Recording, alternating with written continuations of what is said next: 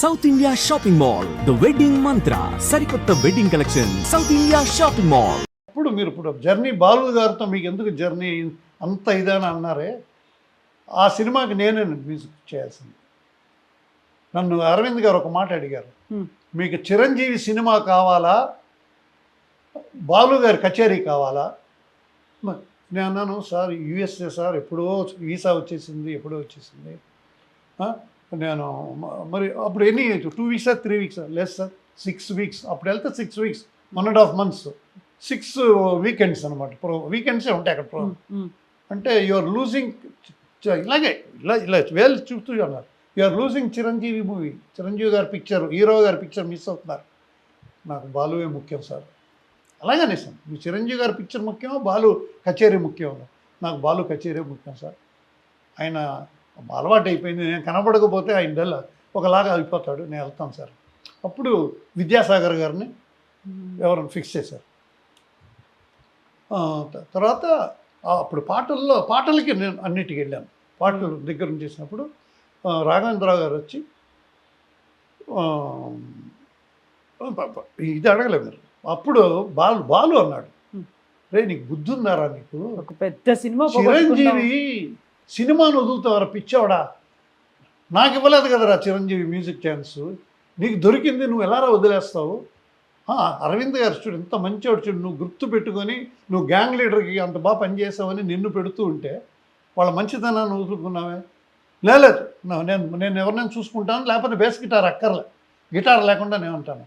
బావాలేదు, నేను వస్తున్నాను చెప్పేశాను.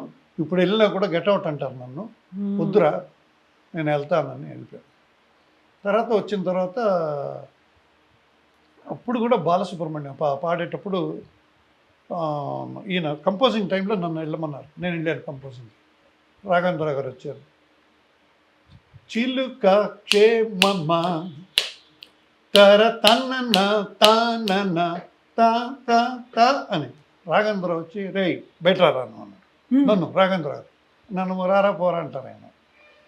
అన్న ఏమన్నా అనే ఏంటంటే, బుద్ధి ఉందరా నీకు, వీడిని పెట్టావు నాకు, నా స్టైల్ నీకు తెలుసు కదరా, మెలడీ కదరా, నేను మెలడీకి ఎక్కువ ఇంపార్టెన్స్ ఇస్తాను అంటే, లేదు సార్ అంటే నా స్టైల్లో నువ్వు చెయ్యి అని ఇంకో పాట కంపోజింగ్ వాళ్ళ దగ్గర. అప్పుడు ఆడియో క్యాసెట్లు ఉండేవండి, సీడీలు కాదు ఏం కదా. ఇంకోటి వినిపించారు, కోరి కోరి నేను కోరి కోరి ఏదో, ఇదేంటి బాలీవుడ్ స్టైలు, బుద్ధి లేదు నా కొడక ఏదో అన్నాడు. లేదు మరి సరేగా అంటే నాకు మెలోడియస్గా కావాలని నేను అప్పటికప్పుడే అన్న ఇలా చేస్తాను బాగుంటుందా వినండి అని. కోరి కోరి తాని నాని నానా తాని నాని నాని నాని తానా కోరి కోరి, ఇదిరా పాట, ఇలా కావాల్సింది సరేనా. నేను రేపొద్దున వచ్చి చిల్లుక కే బొమ్మ అలా కాకుండా నేను ఇంకోటి వినిపిస్తాను, రేపు వచ్చి వినిపించాను.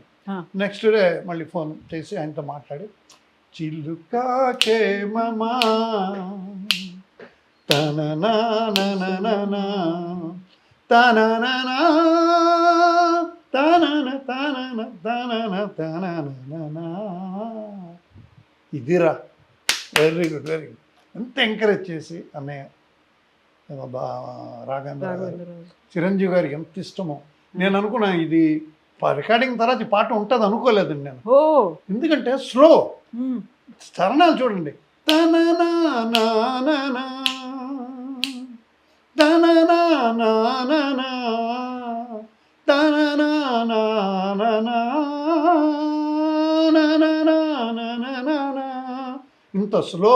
ఆయన బ్రేక్ డాన్స్లు ఇలా ఇలా ఆడగితే అక్కడ ప్రజలు ఏంట్రా డ్యాన్స్ వేయలేదు అనుకుంటా. అంటే ఆ ఫోటోగ్రాఫరు ఆ కొరియోగ్రాఫరు ఆయన చిరంజీవి గారు మూమెంట్స్తో అలా కుదిరాయి, పాటని అలా తీసుకెళ్ళిపోయారండి చిరంజీవి గారు, రాఘవేంద్రరావు గారు. ఇంకా రాఘవేంద్రరావు పిక్చరైజేషన్ ఎలా ఉంటుంది ఆ పాట బాగుంది నాకు కూడా, నో డౌట్. ఇవాళకి ఆ పాట అంటే అందరూ ఒప్పుకుంటారు.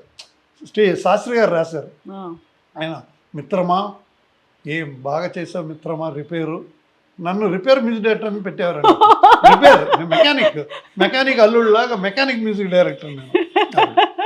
అయితే ఇప్పుడు బప్పీ లహరి గారు చేసిన ట్యూన్ ని మీరు మార్చి మళ్ళీ మీరు చేశారు కదా, మీకు పేరేసారా? నేను వద్దన్నాను. ఎందుకలా? నేను పెద్ద పట్టించుకోలేదులేండి అంతే. నాకు నా డ్రీమ్ నాకు కళ్ళు మూసుకుపోయినాయండి. 32 మంది మ్యూజిక్ డైరెక్టర్స్కి ఇక్కడ ఆర్డి బర్మన్ వచ్చినా నేనే వాయించాలి, లక్ష్మీకాంత్ ప్యారలాల్ వచ్చినా నేనే వాయించాలి. ఆ ఇన్స్ట్రుమెంట్ నేను కొంచెం స్పెషలైజ్ చేసి రాఘవేంద్రరావు గారు ఎన్ని సినిమాలు చేసినా అలా రికార్డింగ్లకు వచ్చేవాడు. రే ఎక్కడికి వెళ్ళినా నువ్వే ఉంటున్నావు ఏంట్రా దాసరి నారాయణరావు గారు, అబ్బాయి ఏంటి ఇక్కడ కూడా నువ్వేనా అని అలా అడిగేవారు అనమాట. అందరి మీదట్లకి నేనే వాయించేవాడిని అనమాట. అలా అయితే దానికి మాత్రం పేరు వద్దని చెప్పారు మీరు. ఇంకా నేను అడగలేదు, వాళ్ళు వేసారో లేదో నాకు తెలియదు అన్నమాట. దీంట్లో గ్యాంగ్ లీడర్లో రాసినట్టున్నారు. నేను దాని గురించి పెద్ద ఆలోచించనే లేదు. ఈ మధ్య చెప్పుకున్నాను అనమాట. నన్ను శాస్త్రి గారు కూడా అడిగారు, మా సీతారామ శాస్త్రి గారు, ఇంత మంచి పాట చేసి ఇంత పెద్ద హిట్ అయిన తర్వాత అప్పుడు సోషల్ మీడియాలో అన్నీ లేదు కదమ్మా. ఇప్పుడు సోషల్ మీడియా ఉంది కాబట్టి ఇది బయటపడింది. మాయాబజార్ గారి రాజేశ్వర గారు మ్యూజిక్ డైరెక్టర్ ఎవరికీ తెలియదు. ఇప్పుడు సోషల్ మీడియా వచ్చిన తర్వాతే అది బయటపడింది అనమాట. పాడుతా తీయగల బాలు చెప్పడం, నేను ఇప్పుడు ఈ మధ్య ధైర్యంగా చెప్పుకోవటం. అప్పుడు కూడా మా నాన్నగారి గురించి నా చెప్పానే, నాన్ కమిటబుల్ అని. నాన్నగారు బెడ్లో ఉన్నారండి, బాలు చెప్పి రే కదవా మాయాబజార్కి మాష్ గారు అంటారా నాన్నగారు అంటారా మ్యూజిక్ 5 పాటలు నాకు సంగీతం గారు చెప్పారు ఇప్పుడే అన్నారు. అది అవగానే నాన్నగారు బెడ్లో ఉన్నారు. నేను పరిగెత్తుకొని ఇంట్లో పడికొచ్చి, నాన్నగారు ఏంటి మాయాబజార్ మీరంటే కదా మ్యూజిక్ డైరెక్టర్, మాకు చెప్పలేదే. అమ్మ నీకు తెలుసు అంటే, లేదురా నాకు చెప్పలేదురా, చెప్పండి నాన్నగారు అంటే, ఆహా నేనా అంటున్నారు. అయ్యో అంత లైట్ తీసేసుకున్నారు దాన్ని. నీకోసమనే తానని నానా ఎలాంటి పాటలు చేశారు. లాహిరి లాహిరి లాహిరిలో ఇదైతే ఇప్పుడు నేను నిజంగా నాకు ఎంత సిగ్గుగా ఉందో. తెలుగా క్షేమమా నేను చేశాను, కోరి కోరి నేను చేశాను నేను చెప్పుకుంటున్నాను. మా నాన్నగారు అయితే చెప్పుకోరు. అక్కడ మాత్రం నేను రాజేశ్వర గారు కొడుకుని కాను. ఇప్పుడు సోషల్ మీడియాలో ఆయన చెప్పుకోరు, నేను చెప్పుకున్నాను. మరి చెప్పుకోకపోతే ఎలా తెలుస్తుందండి? ఇంకా ఎంతకాలం చెప్పకుండా ఉంటాం. అవును కదా. ఇప్పుడు మీరే అడిగారు కదా పేరు వేసారా అని. అంత టైం లేదు. చిరంజీవి గారి పాట అది అంతే, రాఘవేంద్రరావు గారి పాట. కాకపోతే దాని వెనకాల మీరున్నారు, మీ పుట్టింది. నేను రిపేర్ చేస్తాను. అయితే మీరు ఎంత రిపేర్ మ్యూజిక్ మాస్టర్ ఇలా అనుకున్నప్పటికి కూడా చాలా వరకు గోస్ట్ మ్యూజిక్ డైరెక్టర్ అనే ఒక పేరు కూడా ఉంది. ఎందుకలా? గోస్ట్ అంటే అది తప్పు అవుతుందమ్మా. నేను ఐ వాజ్ ప్లేయింగ్ బేస్ గిటార్ను. I use to sit in నా ఇన్స్ట్రుమెంట్ వచ్చి ఇప్పుడు వచ్చి స్టూడియోలు ఎస్టీడీ బూత్ లాగా అయిపోయినాయి. ఎస్టీడీ బూత్ లాగా స్టూడియోస్ అని ఒక రూమ్ ఉంటుంది. అక్కడే ఫస్ట్ ఒక కీబోర్డ్ పెట్టి వాయింపించేసి అంతా చేస్తారు. తర్వాత అక్కడే ఒక్కొక్క ఇన్స్ట్రుమెంట్ ఫ్లూట్ రప్పించడం, సితార్ రప్పించడం, పాడేవాళ్ళు రావటం అంతా ఒక రూమ్లోనే. ఒక్కొక్కసారి మల్టీ ట్రాక్ సిస్టమ్ వచ్చింది కాబట్టి అది రెహమాన్ గారు ఇక్కడ ఇండియాలో ఇంట్రడ్యూస్ చేశారు. మొదట్లో లేదు అది.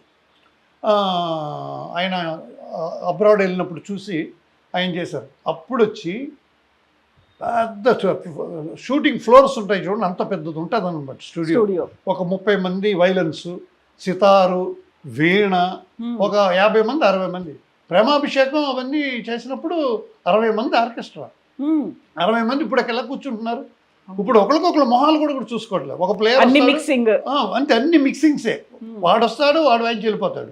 ఇంకొతను వస్తాడు, చిత్ర గారు వస్తారు, చిత్ర పాడి వెళ్ళిపోతారు. బట్ నాకు లక్కీగా చిత్ర గారు, బాలు గారు ప్రతి పాట ఇద్దరు కలిసి పాడారు ఒకేసారి. Yes, live recordings. అప్పుడు నేను చేసే 2000 ఇది వరకు నాకు అన్ని లైవ్ ఉండేది అనమాట. మెల్లగా తర్వాత మారిపోయింది టెక్నాలజీ. రోజా తర్వాత, రోజా కూడా అతను లైవ్ చేశాడు రీ రికార్డింగ్స్ అంతా. అక్కడ తర్వాత నుంచి తగ్గిపోయింది. రెహమాన్ ఆయన మల్టీ సిస్టమ్ వాళ్ళు చేయడం జరిగింది. అది జరిగిందన్నమాట.